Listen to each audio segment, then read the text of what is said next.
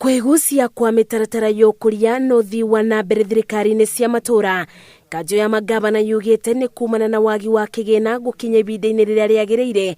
Mũikarĩri gĩtĩ Martin Wambora akiuga ministry yoga yaga kũrekereria mbeca tene kwaya gũkorwo na kwĩgucia kwa ũkũria wa matũra. The continued delay in disbursement of these funds has interrupted service delivery in the counties. County 24 iria igũmĩirwo nĩ ng'aragu. Wambora ugĩte nĩ ũndũ wagĩrĩirwo nĩ kuoerwo ikinya rĩa naihenya nĩ thirikari kuona gũkinyĩra rĩu andũ milioni 3.1 marĩ ũgwati-inĩ wa kwĩbĩrwo nĩ ng'aragu. We urge the Ministry of Public Service, Gender, Senior Citizen and Special Programs, as well as development partners, to support counties to ensure provision of timely humanitarian livestock assistance and required response action.